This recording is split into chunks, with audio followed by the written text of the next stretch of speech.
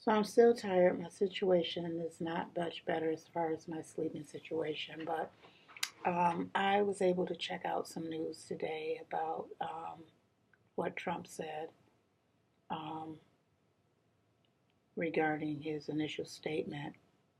And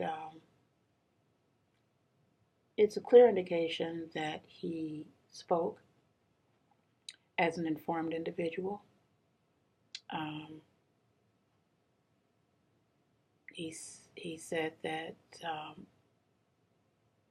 his statement immediately following the incident, that he didn't have all the information, he didn't know who was involved. People were just clamoring for him to just call people out, and he didn't even know who the people were at that point. Once he found out who they were, he made a statement, and that still wasn't good enough, even though he called them out by name. And I don't think whatever he says, David Duke is going to always say that he's on his side. Um, you know, monuments represent who we are in America. They are fact. They represent our very true history. Um, and we have been a nation of extreme white supremacy, hate, but we've moved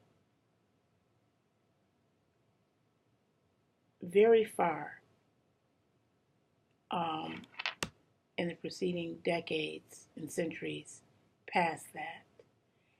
And the real issues are not racism, even though it still exists. So the real issues, I'm in a library, so I gotta try to keep it cool, not, get too loud. So I hope you can hear me. I'm gonna try to keep my volume up. But the real issues are not racism. Um, as I said, even though racism exists, um, and those white supremacy groups do not pose the threat of racism that they once did. During Reconstruction, yeah, the Klan was really huge, and the Klan did a lot of damage. Um, but we're way past Reconstruction, and racism has embedded itself um, safely in our American world, where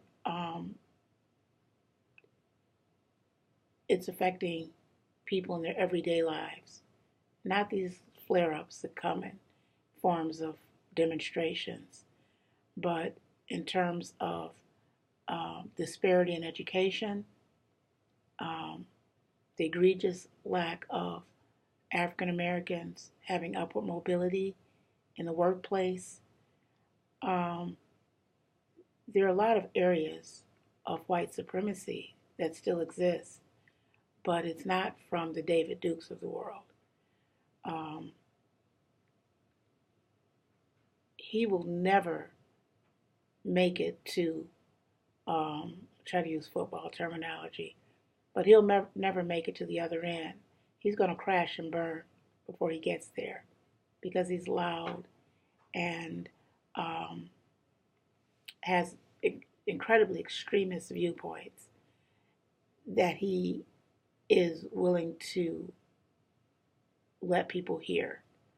When those extremist ideas are being carried by people who you work with every day, some people you even call your colleagues or people who are your bosses, and you're not really sure where they're coming from, that's when it's dangerous. So I just want to say about Trump's statement that, um, tearing down monuments probably isn't the answer. This is America, and we need to begin to build on America, not tear it down. We need to look at our current day crisis, which is not racism, it's classism, and focus on that. So that's all I have to say for today. Hopefully, I'll be in a place where I can speak a little bit louder. But like I said, I'm in a library and I can't really um, get too um, animated or forceful in here. But I did want to sort of weigh in on the events that are unfolding as a result of the Charlottesville um,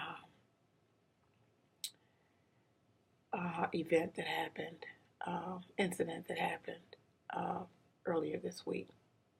All right, so this has been this edition of Let's Talk, and I will talk to you soon.